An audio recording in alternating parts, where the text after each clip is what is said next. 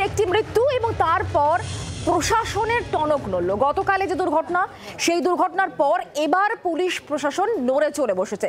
সল্টলেকের 2 নম্বর গেটের সামনে বাম্পার বসানো হয়েছে। বিধাননগর পুলিশের পক্ষ থেকে বাম্পারে সাদা রং করতে দেখা যাচ্ছে।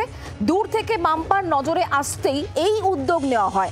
মঙ্গলবার বেপরোয়া বাসে ধাক্কায় মৃত্যু হয় 4র্থ শ্রেণীর পড়ুয়ার, আর তারপরই টনক নড়ে প্রশাসনের। সল্টলেকের 2 নম্বর গেটের কাছে রাস্তায় বসলো বাম্পার। বিধাননগর পুলিশের তরফ থেকেই বাম্পারে সাদা রং করা হয়েছে। দুটো ছবি দেখতে পাচ্ছেন।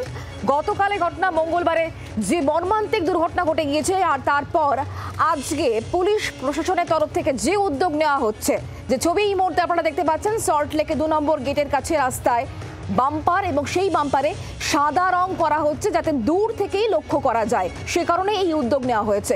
গতকালে ঘটনার পর পুলিশ প্রশাসন কিভাবে নড়ে চড়ে বসেছে সেই ছবি দেখতে পাচ্ছেন। একদিকে একটি মৃত্যু, মর্মান্তিক একটি ঘটনা, বাসের ধাক্কায় স্কুল পড়ুয়ার মৃত্যুর পর সাধারণ মানুষজন তারা ক্ষিপ্ত হয়ে ওঠেন, এবং তারপর আজকে প্রশাসনের এই উদ্যোগ, যেখানে সল্টলেকে 2 নম্বর গেটের কাছে রাস্তায় বাম্পারে সাদা রং করা হচ্ছে পুলিশ প্রশাসনের তরফ থেকে, যাতে দূর থেকেই নজরে আসে এই উদ্যোগ। সে কারণেই